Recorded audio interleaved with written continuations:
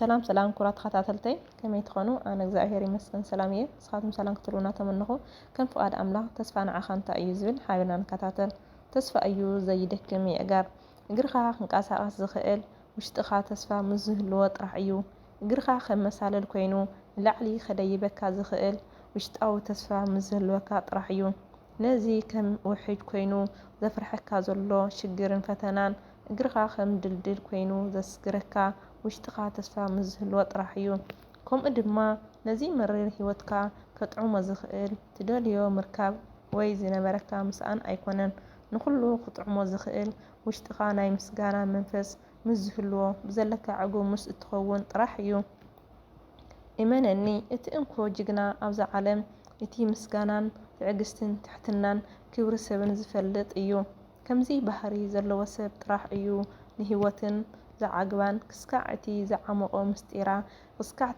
ዝደልዮ ነገርን ዝበፅሕ ገዛእ ሓይልኻ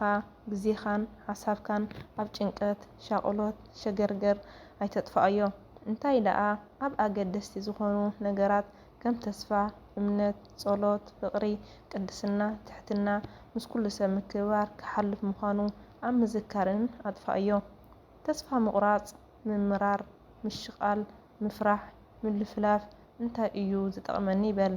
እንታይ ከ ክመልኡለ ይኽእሉ በል እንትርፊ ሕማም ምንም ክመልኡልካ ኣይኽእሉን ንኩሉ ብምስጋና ንምቕባል ወትሩ ድሉው ኩን ኣብ ሂወት ሓደ ካብ ናይ መጀመርያ ልቦና ብዘይድልየትካ ሓሳብካን ምርጫኻን ንዝገጥመካ ቀዳማይ ክትገብሮ ዝግብእካ ብምስጋና ምቕባል ኩሉ ዝሓልፍ ምዃኑ ኣስተውዕል ካብ ሰብ ከይተፀበኻ ብዝተኸኣለካ እናሓለምካ ክትነብር ፀዓር ግዜኻ ንፅቡቕ ልምዲ ከም ስቕታ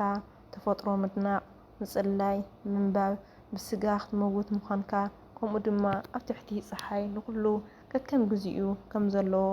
ኣብ ምዝካር ወዘተን ንምጥፋእ ፀዓር ዋላ እኳ ማሕለኻታት ይበርትዕ ካብ ተስፋ ምቑራፅ ተስፋ ምግባር ይበልፅ እዩ ስለምንታይ ፅባሕ ናይ መዓልታ ግዜ ስለዘላታ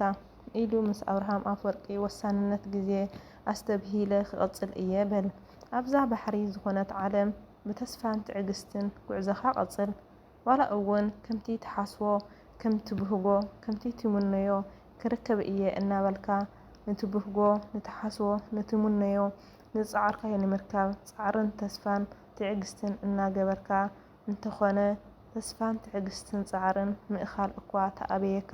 ፀገም የለን ሕጂ እውን መለይሰ